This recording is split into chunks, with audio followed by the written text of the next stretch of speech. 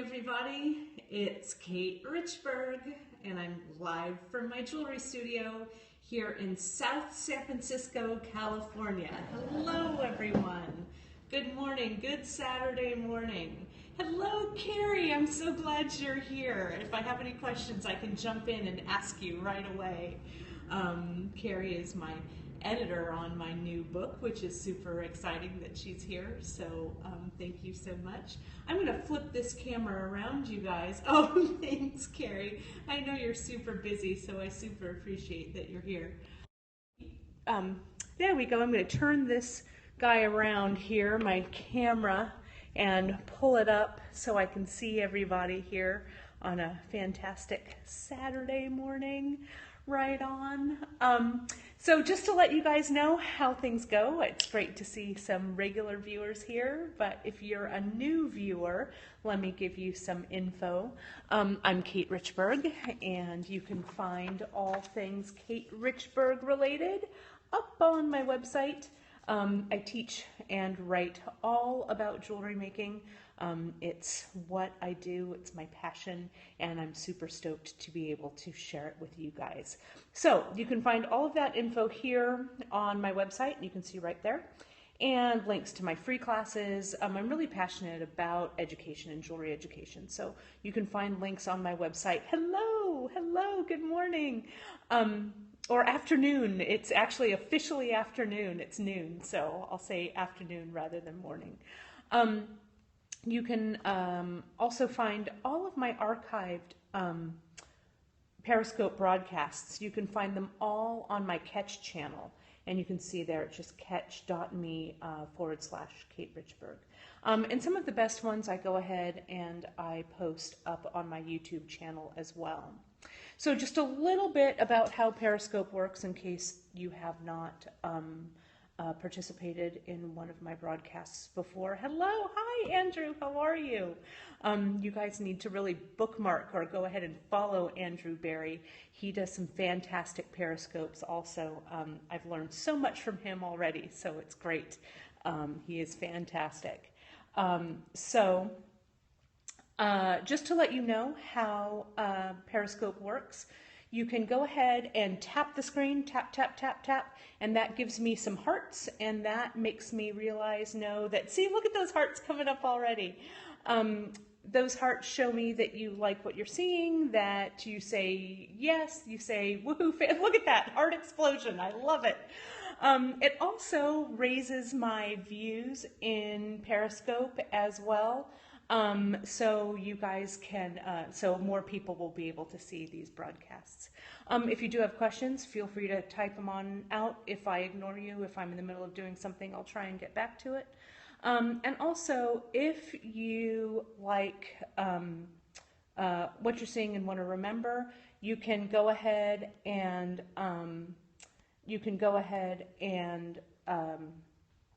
take a screenshot, and that screenshot is hitting your home button and the top button on your device, and you can go ahead and take a screenshot to remember. And then I'm in the middle of blocking all of these people. Hang on a second. There we go. So there we go. Hang in with me, you guys, real quick. All right, perfect. And bear with me here. All right, perfect. All right, got it. Also, if you do want to share this broadcast, you guys know how to do that. You can hit the little person at the bottom and share it out if you feel like someone else would like to watch it. Okay, you guys, let's get down to business, shall we? Let's talk a little bit about craft writing.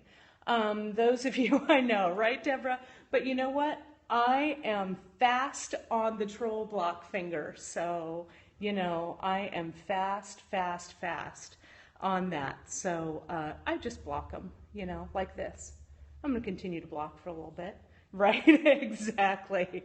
No troll zone for sure. Okay, so kids, let me, I'm going to flip the screen over so you guys can kind of see what's shaken here. And Look at that, you guys. It's the galley proof for my upcoming book. Super exciting. So let me share some of my favorite layouts with you.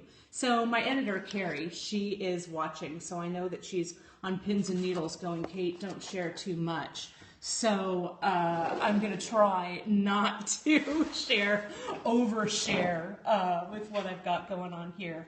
But my book, this is my second book, and I'm super stoked about it. It's called, let me go back to, you can see I'm deep in edits for it. It's called, let me see if I can get the title page up here for you. It's called Kate's Metalsmithing book.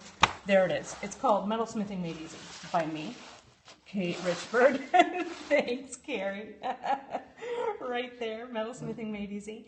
And you guys, it's up on Amazon.com right now for pre-order. And if you do hop over to Amazon, I'm gonna kind of reposition you guys a little bit. If you hop over to Amazon, you can pre-order it. The cool thing about Amazon is if it goes on sale at all before it's released, you'll get that really great price there on Amazon. And the release date, it's due at the end of July. And this is my sophomore effort. My first book is called Simple Soldering, and it sold a whole bunch of copies. So I'm super stoked to be able to share some more metalsmithing tips with you guys. So let me jump in, and I want to show you a couple of things here with this book.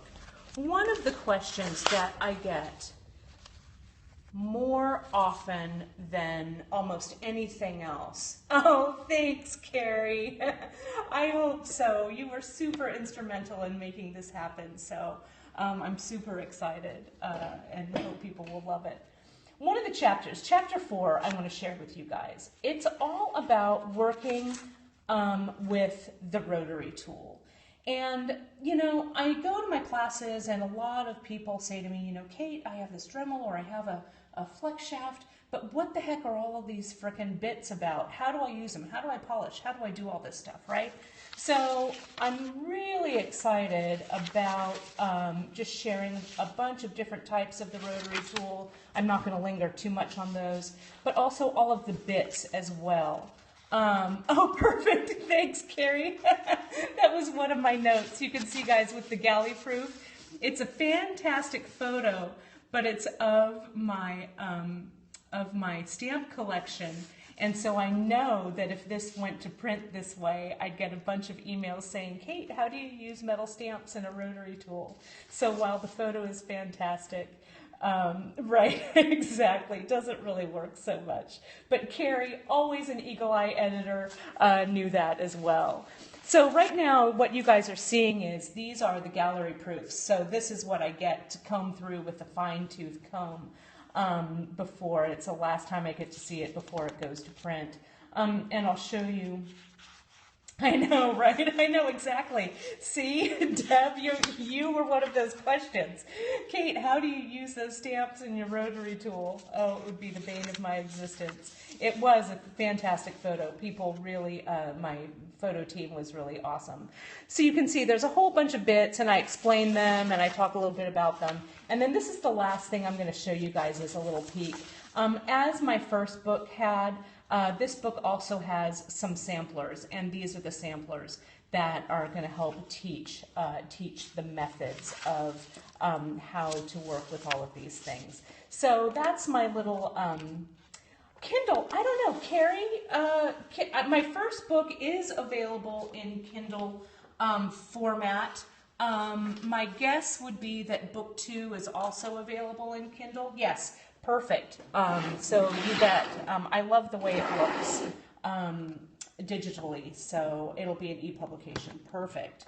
I'm going to move the camera a little bit now, and let's go ahead and look at some of the projects. Oh my gosh. Oh, thank you. Don't make it be the only soldering book, but thank you so much for that. That makes me super happy. So Marilee, that's an excellent question. So my publisher is F&W, and F&W, I'm going to flip the screen and I'll talk at you guys for a minute and then I'll flip it back.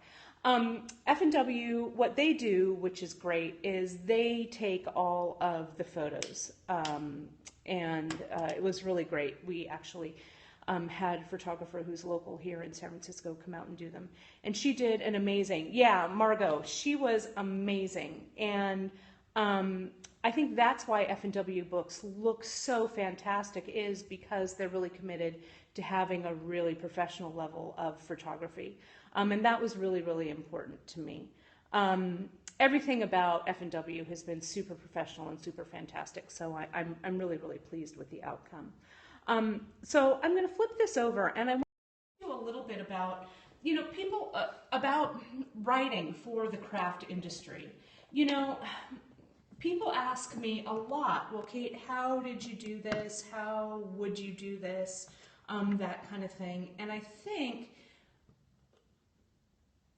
what I want to say is, and I want to choose my words carefully, but, you know, you guys, if I can do it, you can do it, right? I don't have a writing degree. My degree is actually in theater.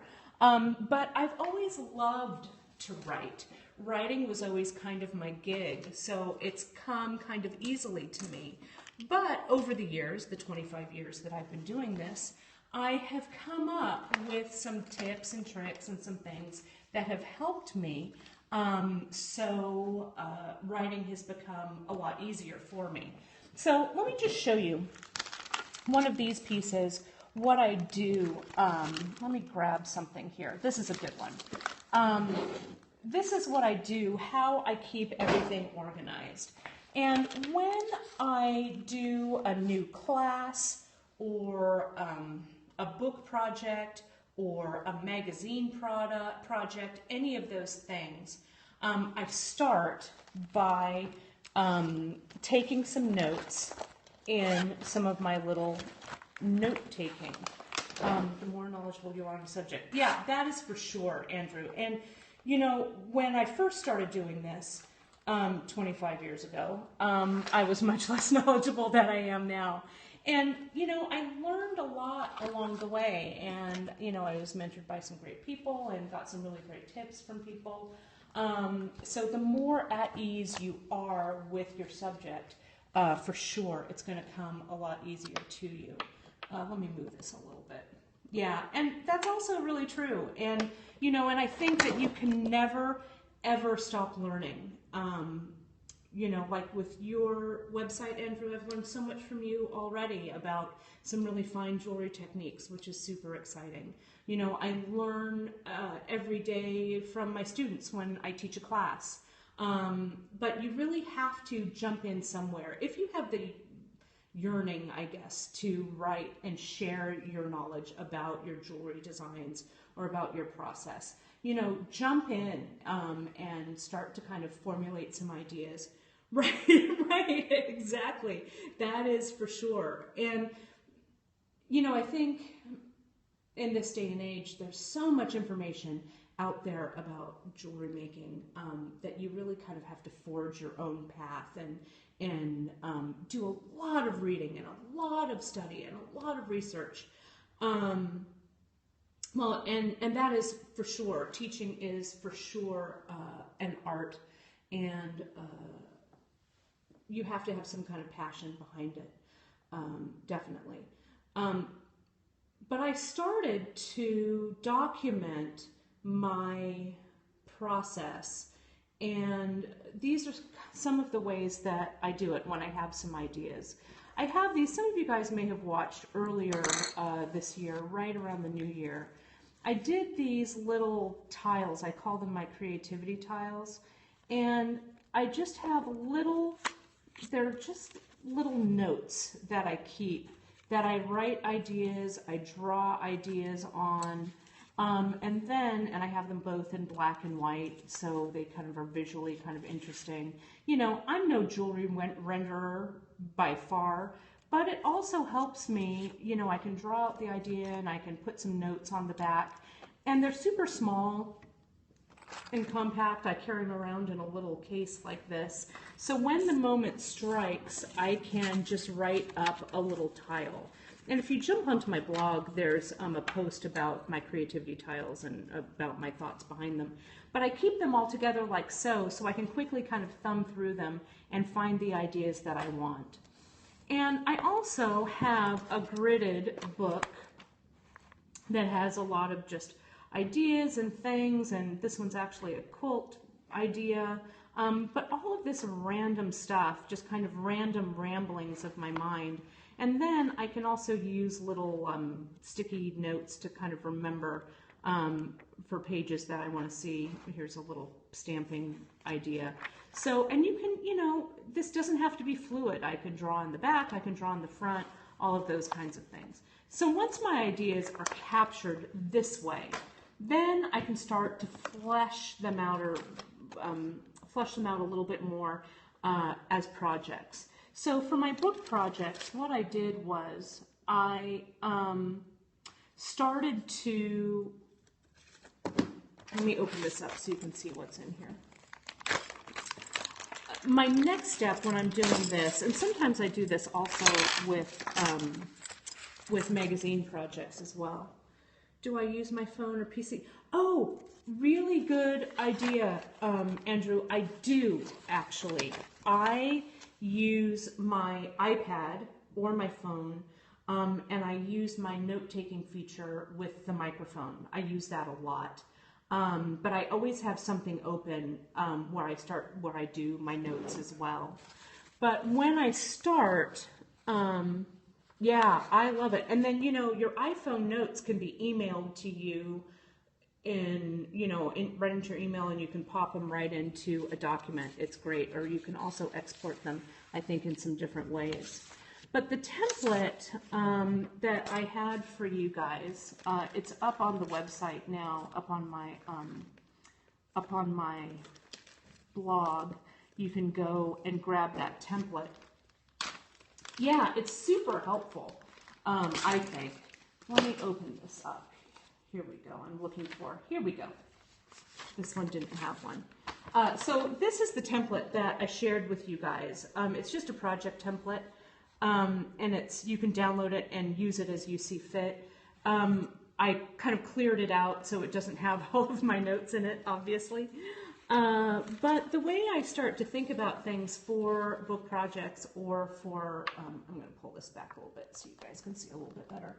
For book projects or for magazine projects is I just start to take notes. So sometimes those notes, like we were talking about earlier, that I just put in my phone, I go ahead and I write down what it is I need. Like if I have some tools, the tool list that I'm using, the materials list I'm using, any notes about photos that I might want to take for the project, you know, special things to remember, and also any project notes. These were specific project notes for the book. And then I just have little squares that I start writing out my steps. And so this is totally, you know, quick and on the fly, but this gives me a history, I guess, or an archive of my ideas for this particular piece. Then what I do, and sometimes I even, with those notes that I've transcribed or I talk them through, I just make them on little pieces of paper.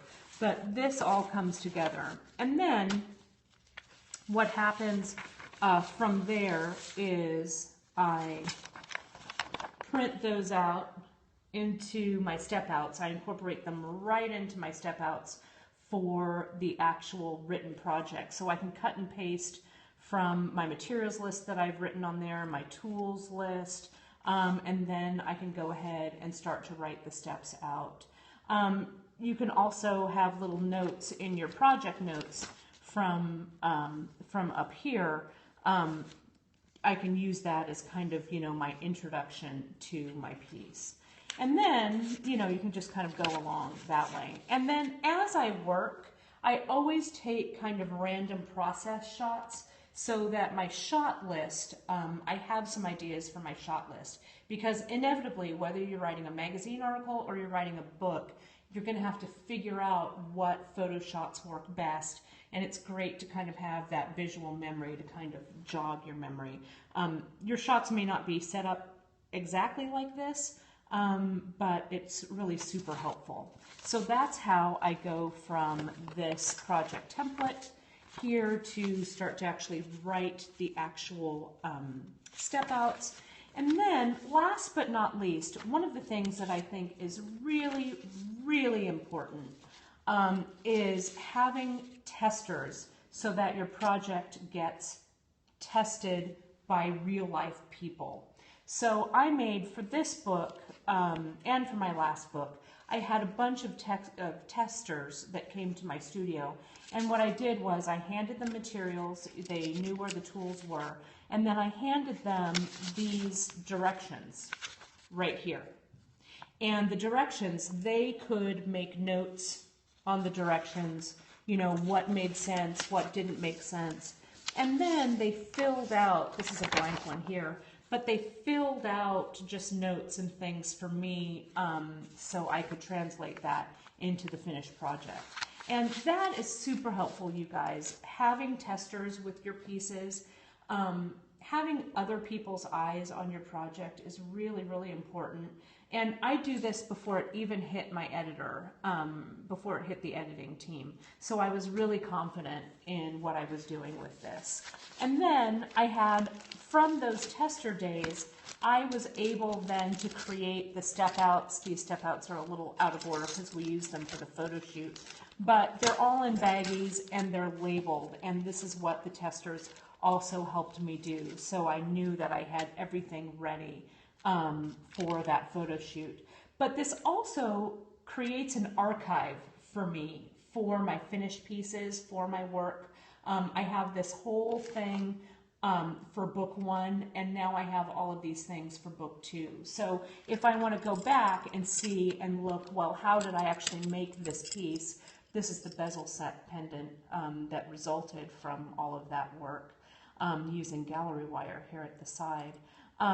I can go ahead and I can look at, you know, the materials I used, the random mistakes I made, you know, maybe some of the alternative designs that I had, and then any extra like stones or things for the project in case I have to recreate it exactly like it is here. I can do that because I have bits and pieces that are all ready to go. So then all of this stuff, as you can see, all of these baggies, all of these things kind of come together. I'm going to put these guys just right in this bag. They can all come together, and I just keep them. There we go. I keep all the notes, all the project step outs, all of that stuff. They get put back in a bag that's marked this way. So everything there is together. So again, if I do have to come back and figure out some of the stuff I did, or let's say that I may eventually make a video with some of these pieces or whatever, it's all here so I can use it and find it again. I am not the most organized person, you guys, in the whole wide world, so this was a little hard for me to make myself do. But once I did do that, you can see there's the whole box right there. Once I did do that, I had a lot better process. Well, thanks, Andrew. It was a long process, you know, when I first started writing articles and things, you know, almost over 20 years ago. Thank you, Carrie, my editor. Thank you. When I first did this, it was really, really hard, and I was, you know, scrambling around, trying to find different pieces, trying to remember what I had written. So fairly early on in the process, I started to try and figure out how I could become more organized. I also want to share 2 more things with you guys that I have. Let me step over here and I'll grab them. These are things that I use when I'm actually laying out my project. Now, those of you who are watching in the US, you may be familiar with the store called Daiso, D-A-I-S-O. Hi, Zoe Pie. Oh, my Uncle Joe is there too. Hi, Uncle Joe. Thank you so much for watching. Talk about someone who's crafty. My Uncle Joe is one of them. He can build anything, that's for sure. Oh, I'm glad to see you guys. So some of the things that I use to organize my pieces and parts when I work, from Daiso, these are little $1.50 trays, dollar trays, and they're not very big, you can see. But the cool thing about these is they lock in, you guys, and they snap, kind of. So I can use one of these for each project. So as I'm pulling my stuff for my projects from my stash, I can just quickly grab them and throw them in this tray. And then I can have a stack of like 12 high, so they're all ready to go. Then, once I start working on the project, I move that project into one of these boxes. This is also from Daiso. Its original purpose was for paper, to hold different paper for different projects. But you can see what happens here, and I'm going to grab this, that this size is perfect. I can keep my notes out.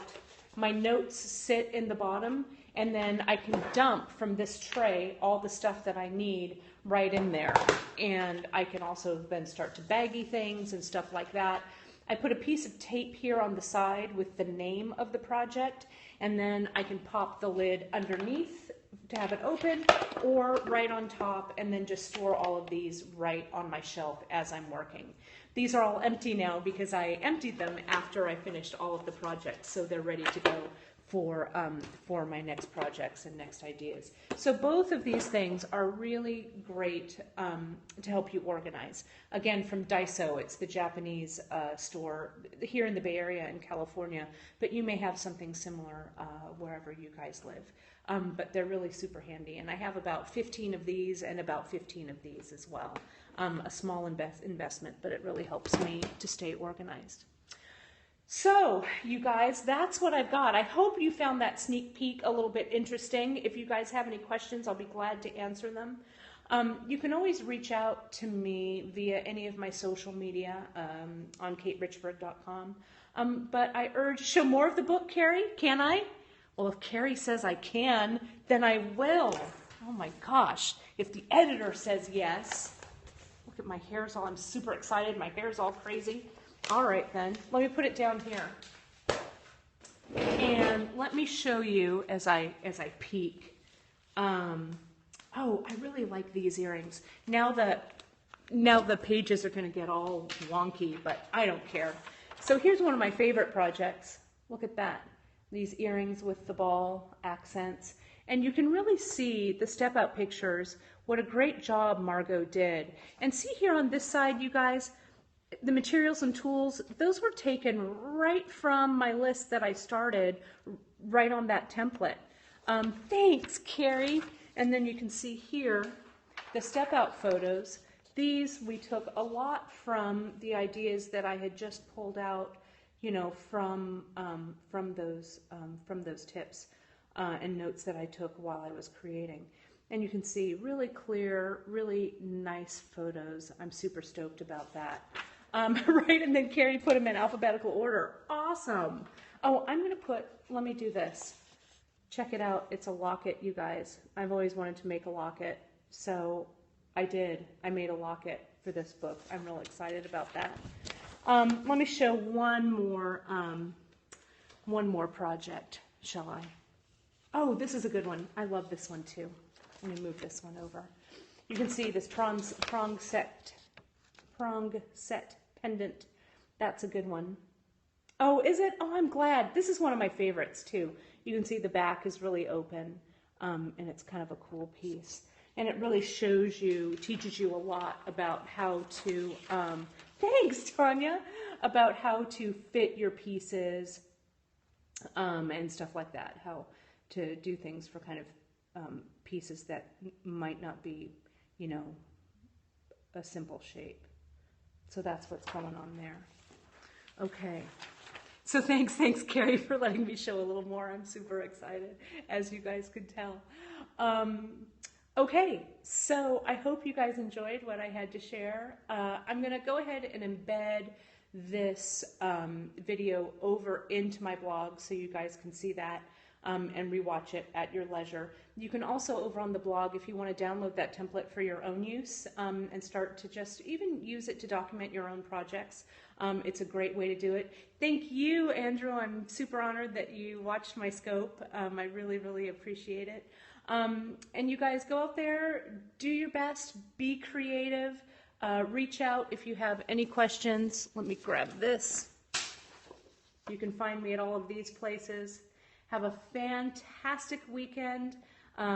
Happy Easter to those of you who celebrate. Enjoy the day, and I'll see you guys soon. Next Saturday, I've got something really cool to share with you. So keep an eye out on social media, and I'll see you guys then. Thanks for watching. Bye.